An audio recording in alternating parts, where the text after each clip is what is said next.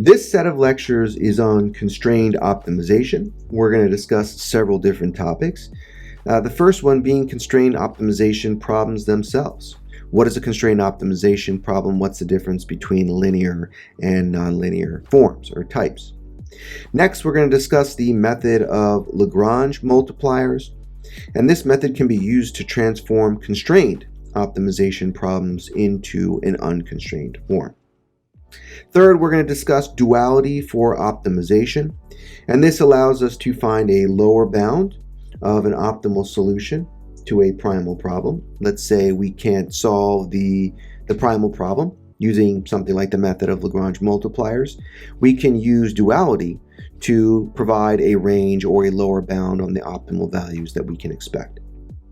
Now, we are going to focus on Lagrange duality as applied to linear programming problems, so there will be a little bit more focus on linear type optimization or optimization of linear problems. Fourth, we're going to discuss the economics of optimization, or more aptly, I should say, application of these methods to economic problems, with some focus on shadow pricing, how that correlates to our Lagrange multipliers, our Lagrange variables, and the role of duality in these economic-based or related optimization problems. Now, finally, is MATLAB. And we're going to use MATLAB pretty heavily throughout all of these lectures to complete some really interesting problems. And I'm going to provide you with QR codes in the top right-hand corner of my slides that will allow you to download the source code, run that yourself, and also play around with it if you wish. Now, the first lecture, this one specifically discusses the method of Lagrange multipliers, which will allow us to solve some optimization problems, initially with equality constraints only, and then later on we'll get into inequality constraints as well. Now, a constrained optimization problem can be broken down into three basic components. First is a set of primal decision variables, which we represent as x. And these are the values that we want to optimize, essentially, right? And we represent the optimal value as x sub OPT. Next, we have the constraints. Now, the constraints, represented by G and H, define the feasible region of the solution. G, I'm going to use to represent or refer to the equality constraints. So an example could be, I'm trying to build some sort of a product and I have to use exactly 100 of these plastic pieces. And then H refers to inequality constraints. Generally, we put it in the form of less than, and that would, for example, we could say we're trying to build a product, but we at most can use 100 megawatts of power, and so we have to stay below that. So the constraints define the feasible region. It doesn't really matter if something seems optimal if it's outside of that feasible range. Now, the objective function may be the most important. It's represented by the variable f, and it allows us to define and redefine the goals of our optimization. So what does optimal really mean? Because optimal can mean a lot of really different things. It tells us what are the positive characteristics that we're trying to maximize? What are the negative characteristics that we're trying to minimize the effect of? Without constraints, right, we could simply minimize or maximize this function. However, for a constrained problem, doing that would neglect the effect of these constraints. So for an unconstrained problem, all we really have to worry about is that guy there, and we could apply some sort of first derivative method in order to find an extrema and then find the min and max that way. But that doesn't work inherently by itself when we have a constrained problem, which requires us to consider the effect of G and H. Now, G and H can be composed of multiple functions, so they can be sets of functions. There really is no limit on the number of equality or inequality constraints that we could be working with. Now, this note down here, it really just says that my presentation doesn't necessarily use the same notation as some of the other textbooks that you may be using. All right. So what are some interesting problems that take the form of a constrained optimization problem? I have just a couple of really rough examples here.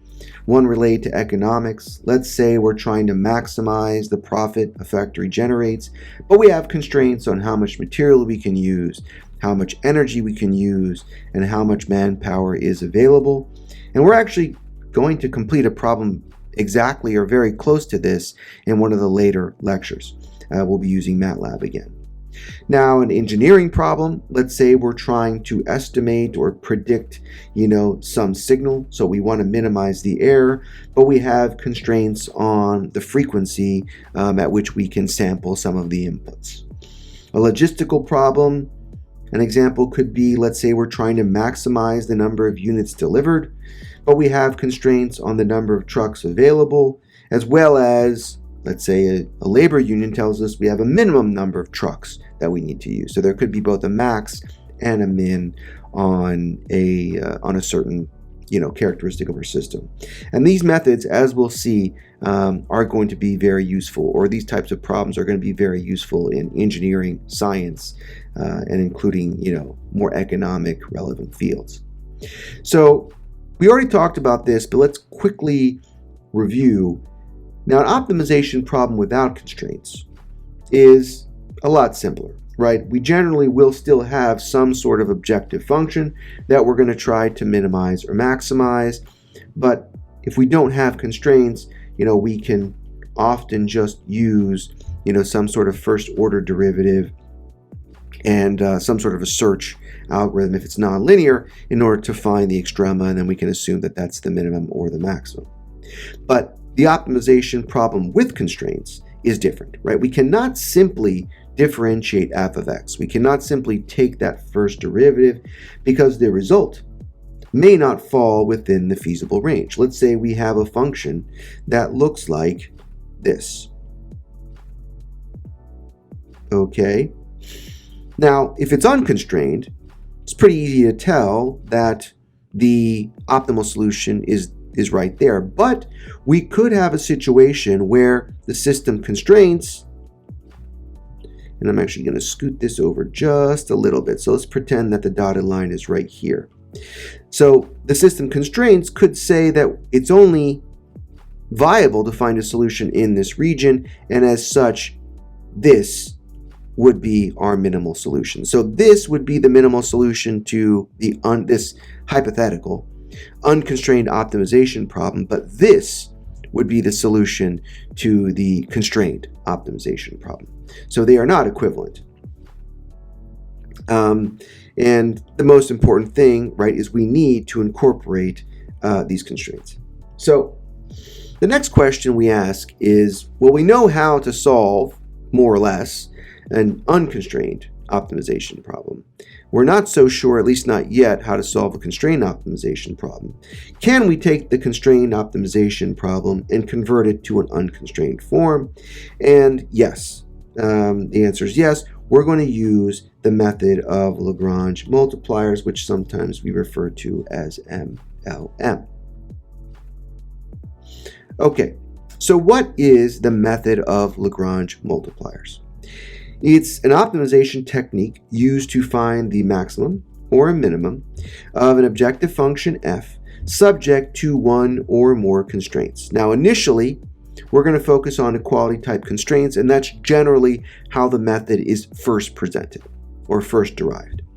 So let's go through a quick summary of the method of Lagrange multipliers process, and then we'll dial it back and explain these in more detail.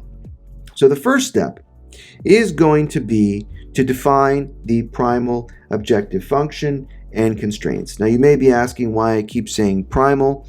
Right now, that really doesn't have too much significance, but when we move into discussing duality, you'll see that it is necessary for me to draw a distinction between the primal and the dual objective function variables, etc. So we have our objective function, which is represented by f, and we have our equality constraints that are represented by g. Next, we're going to formulate what we call a Lagrange function or a Lagrangian, and the form of that is shown right here. Now I can write it a little bit bigger. Essentially what we have is we have a function of our primal decision variable as well as this new variable which we call the Lagrange variable or the Lagrange multiplier, and that is equal to our initial objective function plus our Lagrange multiplier times the set of constraints. So all we're really doing is adding these two components together, however, with a coefficient of lambda being that Lagrange multiplier. Now for the equality example, lambda can be either greater than or less than 0. It can be any real number. Next, we differentiate this Lagrangian and define a set of equations to solve, right? So whereas the unconstrained problem, we would generally just take df dx and use that to solve. For the constrained problem, we're going to take dl dx as well as dl d lambda. And we're going to try to find an extrema, right? A min or max where both of these, and this could be composed of multiple derivatives, within the gradient. So where all of these gradients are equal to 0. Now the significance of why this works may not be clear yet, but it will become a little bit more clear as we further discuss this.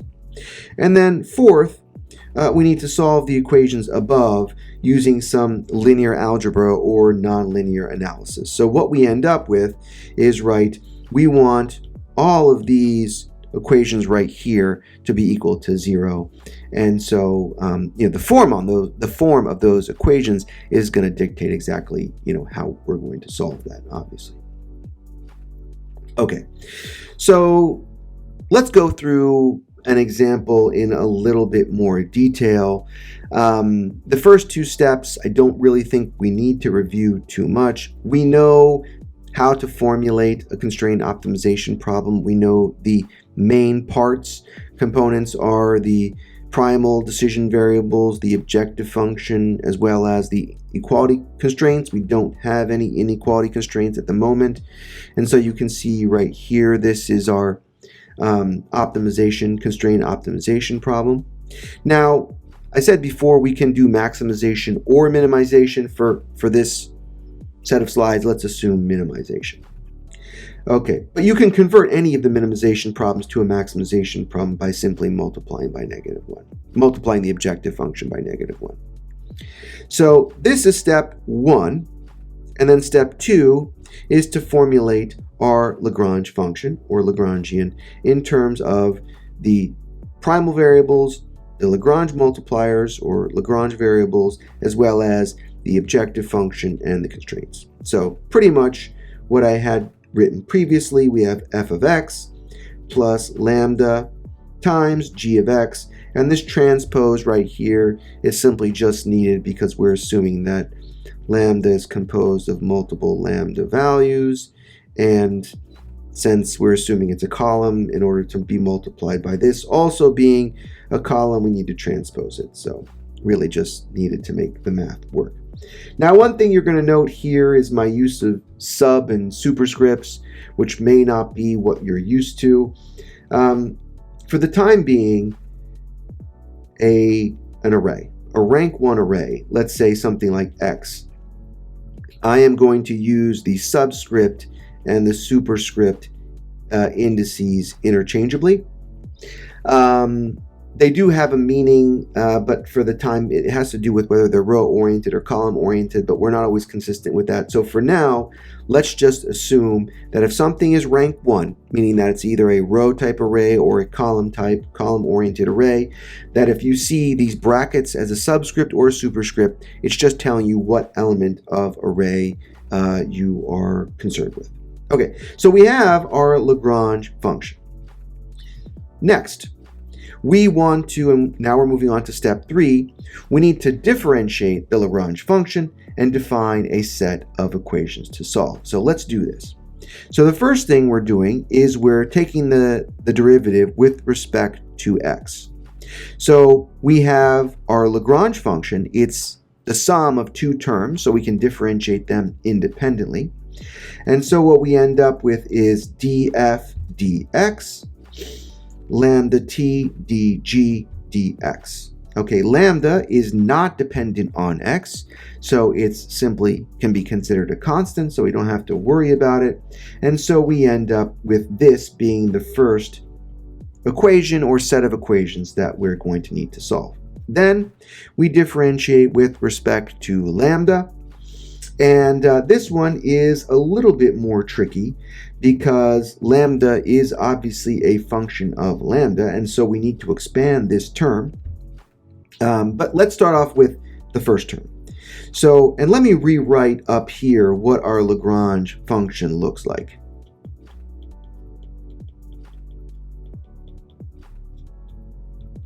Okay, so in order to find the derivative with respect to lambda, first we need to take the derivative of f of x with respect to lambda, and that's what you have right here. Okay, now we know that this is equal to 0 because the objective function doesn't have any lambdas in it, right? That was a variable that we generated, that we came up with when we created our Lagrange function. Then what we can do is expand this term right here, where we take the derivative of lambda with respect to lambda and then leave g undifferentiated. And then we have lambda undifferentiated and we differentiate with respect to, we differentiate g. That's simply addressing this term right here. Now, lambda differentiated with respect to lambda is obviously going to be a 1. Okay, so we're left with a 1 here. And so we have g of x. Then, right here, we differentiate g of x with respect to lambda, but again, there's no lambda inside of the g of x. And so what we're left with is g of x equals 0, and this is the second set that we need to solve. Now, if this is nonlinear, we could use a gradient search in order to solve, but I'm actually not going to worry about that at the moment. Let's assume that we can solve using linear algebra. So our result is, right, df dx plus lambda dg dx equals 0.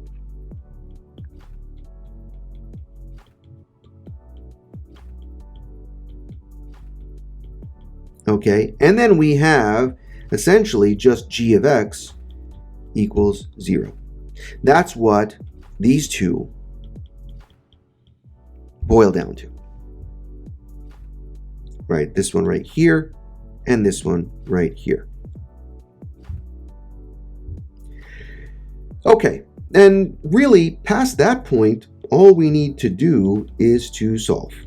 But we can't really continue too much further down this path if we don't have an example to work with, right? We don't know what f and g are.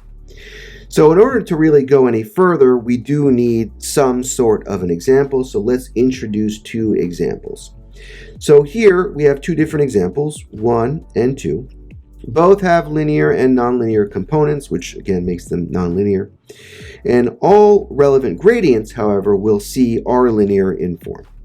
As such, we can solve both of these using linear algebra, whether manually or we can do it in MATLAB.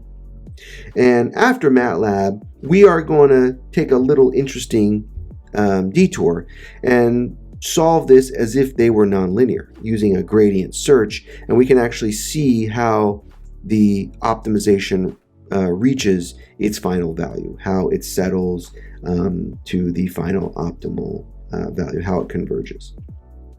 Okay, so the first example, we have a cost function, which is simply just the inner product of two arrays. So this would be equal to C1 x1 plus C2 x2. And again, don't worry too much now about these indices being subscripts or superscripts. These are both arrays, so we just know it's the first or second element of that array. And then g of x is x1 squared plus x2 squared minus this offset value, or static value, g equals g sub 0, and this we know inherently for the feasible region should be equal to 0. The second example is the objective function is a little bit more nonlinear. We have 0.5 times this function of x1 plus 0.5 times this other function of x2, both of them squared. And then our constraint, again, is also similarly kind of quadratic or nonlinear, and it also has two variables. Okay, so let's take a look at how to solve this. The first step, I've kind of renumbered the steps here because originally our first step was to define the problem. So we've already done that. Okay, so step 2, I could perhaps say, is to formulate the Lagrange function. So again, we are simply going to take the Lagrange is equal to f of x plus lambda transpose g of x. Now in this case, we only have a single equality constraint, and so lambda, instead of being an array of values, will just be a single value. So that's the reason why you don't see any transpose down here. Anyway, so we have c1 times x1, c2 times x2 plus lambda times all of this right here. Okay, so we've completed step number 1. We've completed step number 2. If I renumber here, step number 3, we need to differentiate with respect to all primal and dual variables. Primal being x, our decision variables, and dual being lambda, our Lagrange multipliers. Now note, this is not the only way to solve this. Really, the overlying principle, or the fundamental principle here, is we need to minimize this Lagrange function. So you can use any method you want, but the first thing we generally would try is something similar to what's shown here. So we're going to take the derivative of the Lagrangian with respect to 3 things, right? Because we have 2 decision variables, which are x1 and x2. Forgive me for, I'll include the brackets so it's not confusing. And then lambda. So we're taking the derivative with respect to 3 values, and we end up with this right here. So if we take the derivative with respect to x1, we end up with c1, which is a coefficient of x1. And then we have up here x1 squared lambda, and so that becomes 2x1 lambda right here. Something similar happens for the second decision variable. c2 is the coefficient of x2, and we take the derivative of x2 squared lambda, we get 2x2 lambda. And then finally, we know that the derivative of the Lagrangian with respect to lambda is always going to simply be just g of x. That's inherent to its form. So we can just go ahead and put g of x right here, which is x1 squared plus x2 squared minus g sub 0. Now, all 3 of these are equal to 0, or will be equal to 0 once we find our optimal solution. Step number 4 is to solve, right? Solve for the extrema. Now what we've done is, now there's lots of different ways to go about this. I'm going to do it in stages, and so essentially I solved this equation for x1. And what I ended up with is this, and I call it x1 optimal. So we know that whatever the optimal value is, it should be negative 0.5 times c1 divided by lambda suboptimal. And all I did for that is to take the equation c1 plus 2x1 lambda equals 0, and then solve for our x1, which I call x1 suboptimal. Do the same thing for x2, and we end up with negative 1/2 c2 divided by lambda optimal, but we haven't solved the third one yet. We don't know what lambda optimal is, and we're going to take care of that on the next slide. Reminder that this OPT subscript is what we use to indicate a value associated with an extrema, which we are going to assume is the optimal value. All right, so how do we solve this third piece right here? So what I'm going to do is I'm going to take this and substitute it in here. I'm going to take this and substitute it in here. I apologize, I don't know why these brackets have come across a little bit wonky, but hopefully you can see, right, we're substituting in for x1 suboptimal with this right here. We're substituting in for x2 suboptimal, and that's not suboptimal, that's subscript optimal, with this right here. And that takes the function, which was originally in terms of two variables, and now it'll put it in terms of just one variable, which is what we see down here. Now remember, C1 and C2 are both constants, so we assume that we would know those values. And we can combine these together and isolate lambda. That's what we do when we go from 3b to 3c. What we end up with is 1 over 4 lambda squared times c1 squared plus c2 squared equals g0. Now, why did I decide to put it into that form? Because, right, we can move this to the other side. It goes to the numerator. G0 would then go to the denominator, and we can use square root in order to solve. So the optimal value of lambda is equal to the square root of 1 over 4 G0 times C1 squared plus C2 squared. Now, this slide is really nothing to do with constrained optimization. This is just a review of some algebra. And then, as you'll see in a second, we can solve this type of problem, or we can solve this algebra using MATLAB as well. And then all we have to do is simply take this value and substitute it back in here. Now, we can solve this symbolically. Fortunately, this problem we can solve symbolically. So we can find a solution that would work for any values of G0, C1, and C2, which are our primary system parameters. And so we end up with this as our solution. So the optimal x1 would be negative 0.5 c1, 1 over g0, c1 squared plus c2 squared, and this is all 1 over square root of that.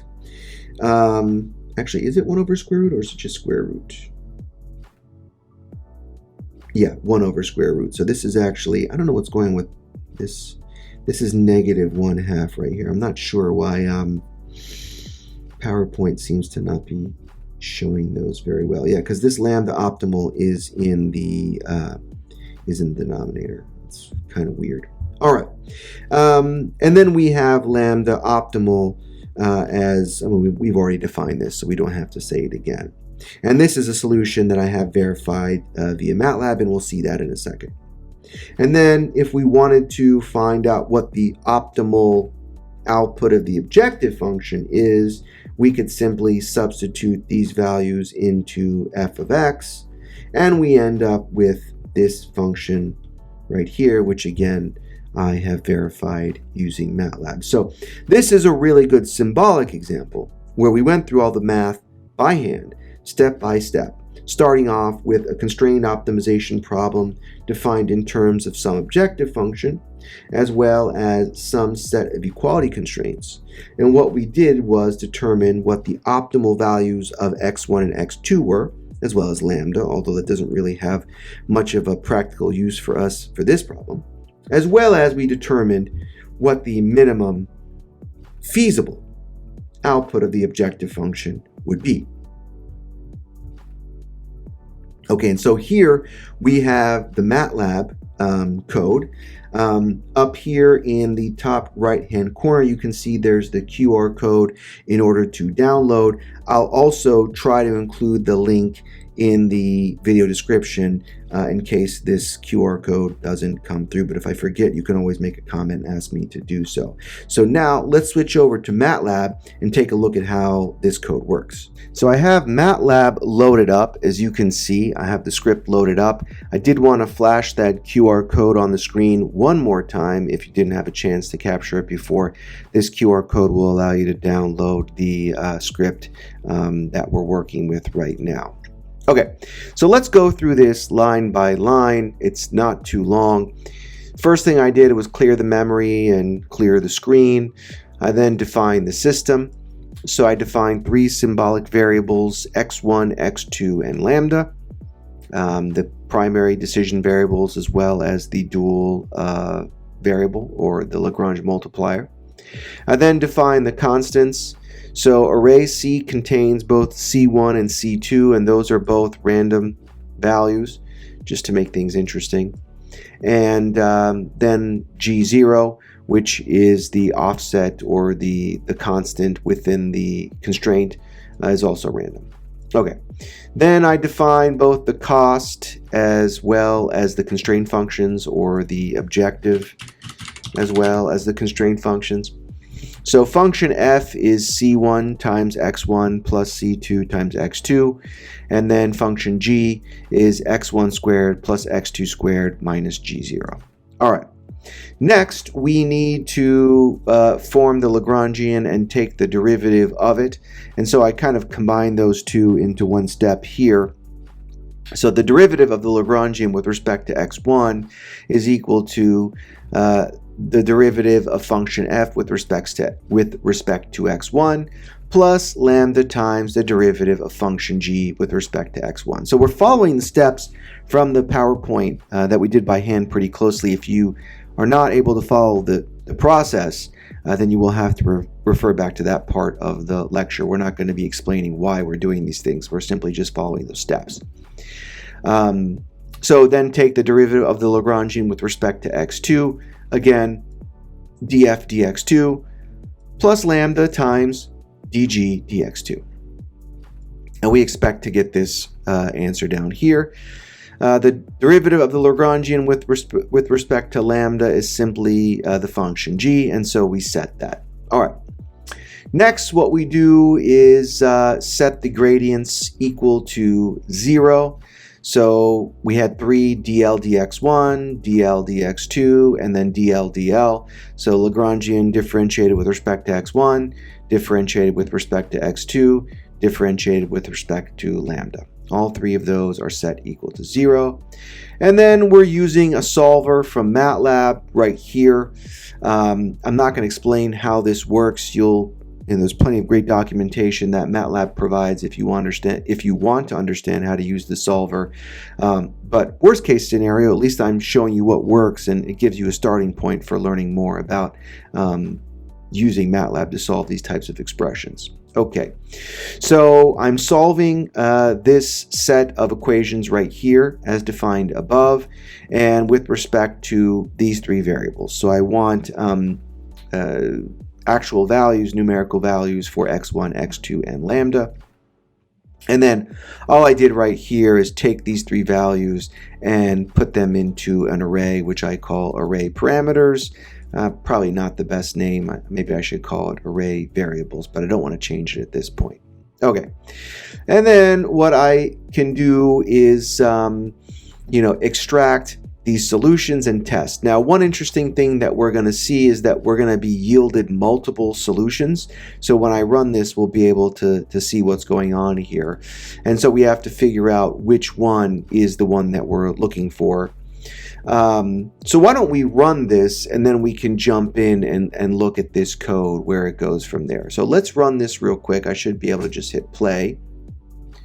Okay, move this up a little bit. Okay, so we just defined G0. We can see here our dl dx2. This is our constraint, right? Again, this all looks as we would expect.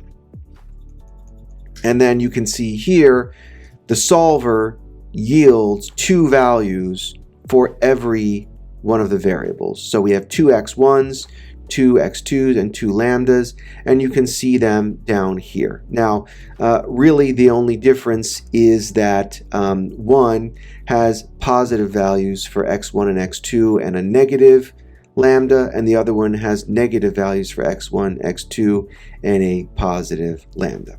Okay, so what we did was we then substituted those values of x1 and x2 into the functions f1 and f2.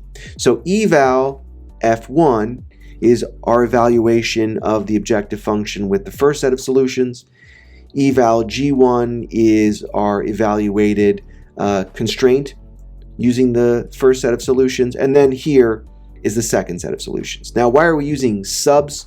We're substituting, right? We're taking the original function, we're substituting in for x1 and x2, and then we're using the values that were yielded ultimately by the solver, right? The solver yields this struct right here, and then we extract the x1 and the x2 into array parameters, and then we separate those into two different solutions. Okay, so let's see if those values are displayed. Okay, all right, so eval f1, eval g1, eval f2, eval g2. And what we see is that for both of the solutions, the first and the second solution, the algebraic constraints are satisfied. So this if statement, all it's asking us is the value of g1 with the first set of optimal solutions substituted in. Is the absolute value of that less than 0.1? This is my threshold. And is the absolute value of g2, which is the constraint with the second set of solutions substituted in, is that also less than 0.1? And I guess I could have made this threshold smaller, but I didn't. And we see here it tells us that the algebraic constraints are satisfied, and they're satisfied for both. So we can choose from either one of the solutions. We just need to figure out which one gives us a lesser value of f, of the objective function. So both solutions lie within the feasible region. And so what we end up with is the second solution being less than the first, and that is what we see right here. So we compare the first and the second solution, and we end up seeing that the second solution is less. And so the optimal solution is going to be this right here, which we see right here. Okay, so negative 0.444047, this is the optimal solution for x1. Negative 0.871968, that's the optimal solution for x2. And 0.31359, that's the optimal lambda value. Now the last thing that we did here is we checked our manual calculations. So if you see on the screen, these three lines show us the optimal values that we calculated by hand in the PowerPoint. And so here, this last line, we have the solution yielded by hand. So we took these three values and we stuck them in this array. And then solution yielded by MATLAB, I just take the optimal solution from up here and I copied it down. And so we expect for both of these to be the same. And so, okay, negative 0.444, negative 0.444, negative 0.872, positive 0.3136, and that all works. So this MATLAB code, I mean, it's really not as efficient as it could be because I was trying to stick pretty close to the way that we did it by hand. But this MATLAB code is a starting point if you're interested in learning how to solve these types of constraint optimization problems using MATLAB, and that's a pretty important skill. So now let's jump back to the PowerPoint. So this is the MATLAB script that we just reviewed a second ago. Let's move on to the second example. So second example, very similar to the first, just with different objective function, a different objective function, and different set of constraints. Again, the first step would really be to define the problem, but we have already done that. And so we move on to the next step, which is to formulate the Lagrange function, or the Lagrangian. And that's done by taking the sum of the objective function plus the lambda times the constraint. Now, the length of this, okay, of lambda, should be equal to the number of constraints we see here. And we could think of that as a column-oriented array, and then think of lambda as a row-oriented array. And so the inner product of those two together yields a single scalar, which is what we would expect. So we take the derivative of this function with respect to x1, with respect to x2, with respect to lambda. And so we see here that we have this whole piece of the function squared, which then when we differentiate moves that down here, becomes 2 times all of that. So we have x1 minus 2.345, that's this value right here, plus lambda. Now this lambda comes from the fact that the only coefficient of x1 is lambda, so the x1 goes away and we're left with lambda. We do the same thing for x2, so we end up with x2 minus 1.403. And then, now why is this 2 lambda x2, whereas above we only had lambda? Now that's because this x2 is squared, and so it becomes 2x2. It doesn't fall away like this one did. And then down here, we simply have g of x. That's our constraint. So next we need to solve for our extrema. We know that we can, well, this is very similar to how we completed the last problem, where we define x1 optimal in terms of lambda optimal, x2 optimal in terms of lambda optimal, and then we have our constraint, g of x, and we still need to use that to determine what lambda optimal is. Now, this example is, algebraically at least, a little bit more complex than the previous one, so I'm not going to go through every step in detail, but we can look at the broad strokes here. So we already have x1 and x2 optimal defined in terms of lambda optimal. And we know that we have this constraint down here. Now, we take this, we substitute it in here. We take this, we substitute it in here, and you can see the substitutions. Again, I don't know why this got all messed up down at the bottom. And so after that substitution, we end up with this expression, 2.345 minus lambda optimal times 1.403 divided by 1 plus 2 lambda optimal squared. And that's all equal to 0.375. Now, this chunk right here is a little bit complicated. I'm going to describe generally how it works, but I'm not going to show every granular calculation. So in order to get this out of the denominator, what I did was I multiplied both sides of the equation by 1 plus 2 lambda optimal squared. And so that's what you see in the red. Okay, you have this over here, you have this over here, and this will ultimately cancel out with that. And so that's what ends up happening. So you're left with just 1.968 as that constant. Okay, so now the next thing we have to do is we have to carry out these products.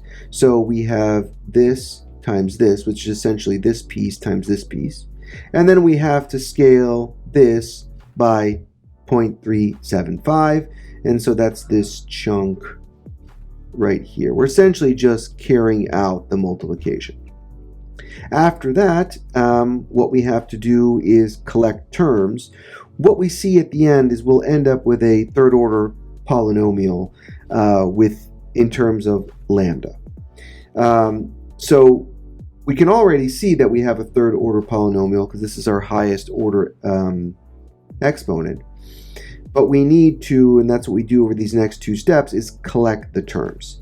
So we're trying to collect the coefficients of lambda cubed, lambda squared, lambda, as well as lambda to the 0th value, which is 1. And we end up with this third order polynomial right here.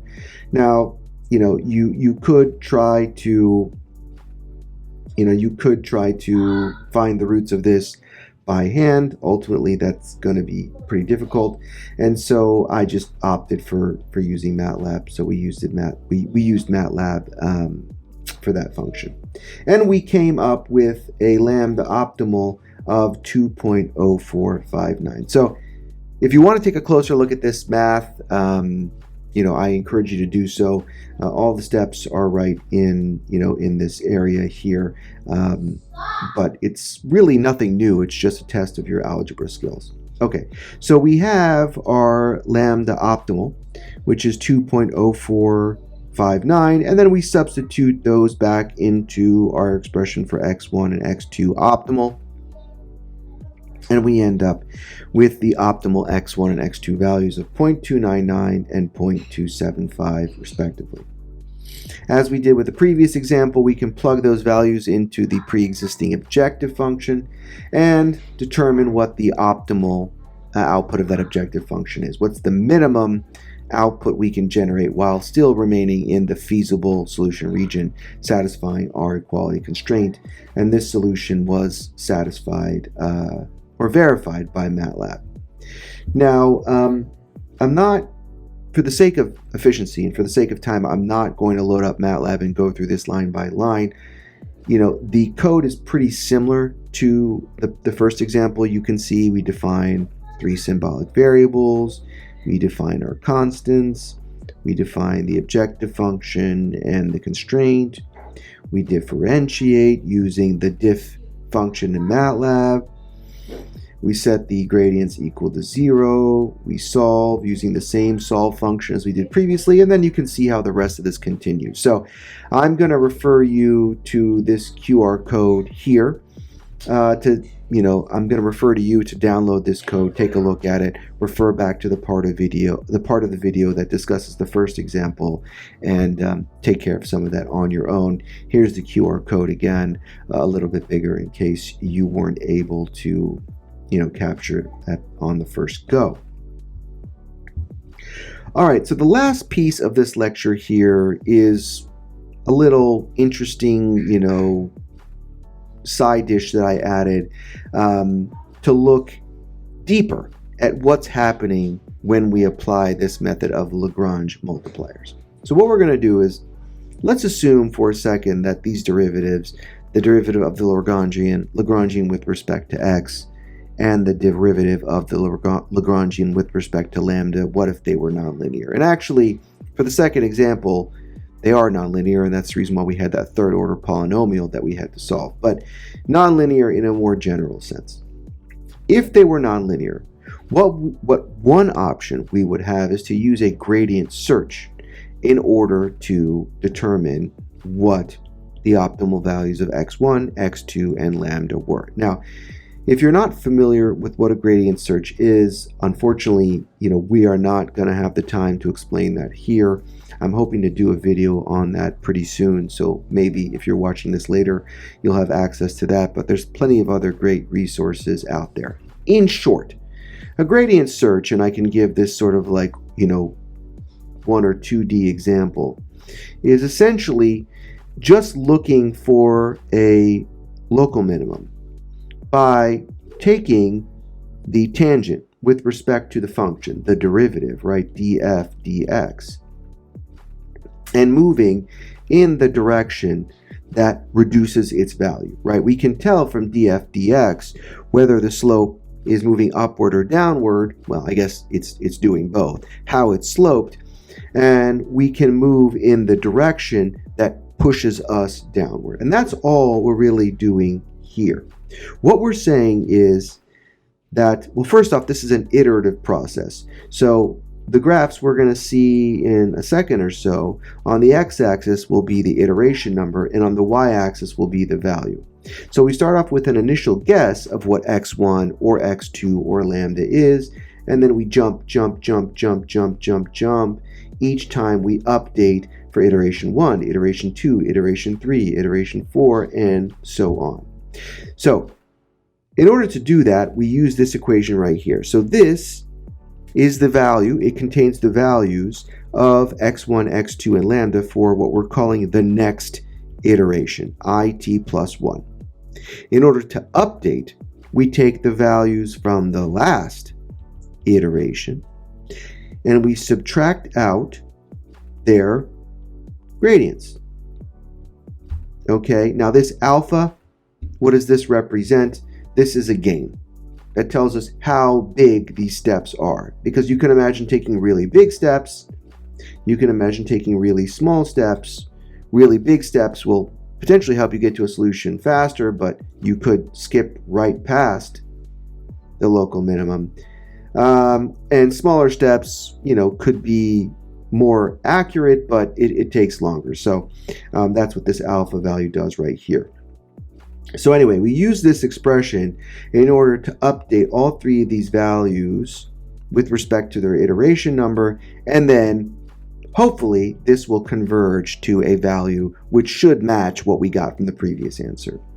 One thing I should point out here is that I need this -1 in front of the g of x. I'm not really sure why that is. If you know, please, throw something in the comments. It really doesn't matter anyway, because in the end,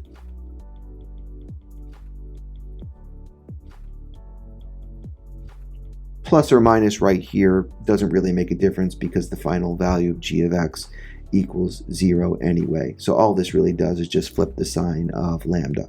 Okay, so let's take a look.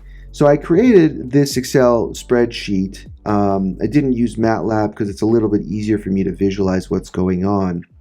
What this spreadsheet does is it essentially, you can see the iteration number, and it calculates the value of the objective function, the constraints, x1, x2, lambda, all the different derivatives, okay, and it updates them as we go downward using this expression right here. So the Excel essentially performs this gradient search, and the nice thing is we do end up with values which you can see right here, although I kind of overwrit one, values that are very close to the values that we got from performing example number 2 previously using MATLAB. And the little bit of error, I think, is just because I didn't let it continue long enough for conversions. So what can we, and here's the QR code if you want to download that Excel spreadsheet and play around with it. So you can capture that right there. Okay, so what can we learn here? So I should perhaps first explain what we're looking at. So we have 4 graphs. Okay. And the first graph shows us x1 with respect to iteration number. So we see that our initial guess of x1 was, it seems to be somewhere around -1. And it converges to a value that's very close to like 0.2 something, which is pretty much what we got from MATLAB previously. So the thick red line is x1. The dotted blue line is the derivative of the objective function with respect to x1. The yellow dotted line is lambda times the derivative of the cost function with respect to x1. And the dotted red line is the derivative of the Lagrangian with respect to x1. Now, I don't think that this is necessarily going to be helpful to everyone watching the video, and I understand there's a lot here. But I'm going to explain every single piece, and if it's something that you find worthwhile, please, spend a little bit of time trying to absorb it. So essentially, what I have is that this first graph shows us what's going on with x1. The second graph shows us what's going on with x2. Again, this is the iteration number. The y-axis is the value of x2. We have the value of x2. We have the derivative of the objective function with respect to x2, lambda times dg dx2, and then the derivative of the entire Lagrangian with respect to x2. The third graph shows us what's going on with lambda, so we can see how lambda evolves, as well as the derivative of the Lagrangian with respect to lambda. And then the fourth function shows us the results. So how does the objective function change with iteration? How do the constraints, their values, change with iteration number? And how does the product of lambda and g change with respect to iteration? And as you would expect, as we converge here at the end, the value of g as well as lambda times g is very close to 0 because we are satisfying the constraint. So that was a mouthful. That all being said, I want to try to distill this down to some primary observations. So let's observe what happens with the objective function. The objective function begins up here at approximately, and what we're doing is we're talking about this region right here at first, this highlighted region in the red, in the yellow, in the green, and in the blue. Okay, So the objective function starts up at 8.5 and decreases down to close to 1. That is positive, right? Because we expect for this method to be trying to minimize the objective function. What's going on with x1? We see that x1 increases rapidly. So it starts off at approximately -1, and then it shoots up like that. Now, why is this?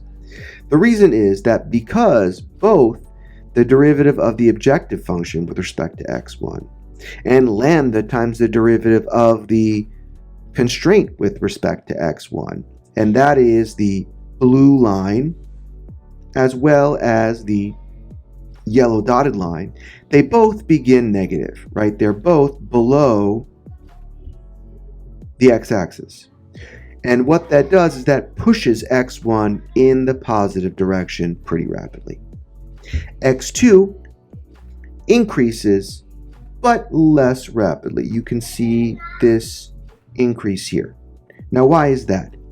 Because the signs of df dx2 and lambda dg dx, sorry, that should be a 2, they oppose one another. One we'll see is less than 0, okay, and the other is greater than 0.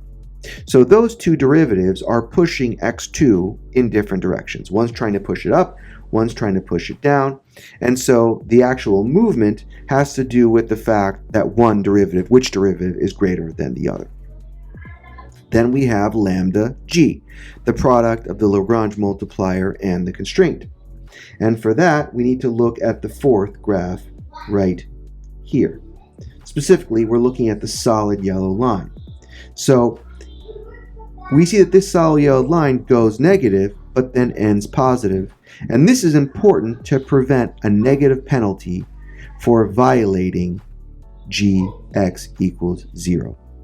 We need to have a positive penalty for violating this constraint because we're trying to minimize our function. So a negative penalty would actually be a good thing, right? It would be further minimizing our function, and we don't want our analysis, our search, to benefit from that value being less than 0. And lambda finally increases rapidly. Okay, and for lambda, we are looking here at the solid red.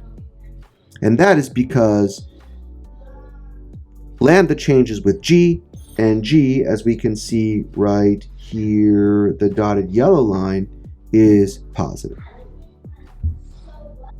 So, first thing we see is that the primal variables, x1 and x2, evolve with two objectives. Okay, it wants to minimize f of x, and it wants to minimize the absolute value of g of x. Now, the balance of that depends on whether, or actually what I could say here is it wants to minimize lambda g of x. Okay. Now, whether x1 and x2 go upward or downward depends on the balance between lambda dg dx and df dx, depending on which one is larger. The real interesting part, I think, is this piece. The Lagrange multiplier, lambda, evolves with two different objectives. First, it wants to ensure that lambda g is greater than 0, such that this penalty remains positive. Okay, again, we don't want a negative penalty because a negative penalty is really a benefit, and we don't want to incentivize our Lagrange function to violate our penalty. Okay, so the Lagrange multiplier wants to ensure that lambda g is greater than 0. It also wants to emphasize the effect of lambda t g, wants to emphasize the effect of that penalty, because lambda should grow with g. So I think the main takeaway from this piece of the slide right here is that what lambda does is lambda is constantly flipping its sign in order to ensure that the product of lambda and g is always positive. Sorry, the penalty is always positive if it's violated, such that it always is seen as a penalty to the objective function. So we observe that lambda ensures that the optimization always generates a constrained solution. So the summary is, that's our introduction to the method of Lagrange multipliers and how it can be applied to solving a constrained optimization problem with equality constraints only. The next lecture is going to look at the KKT conditions and how we can apply the method of Lagrange multipliers to inequality constraints.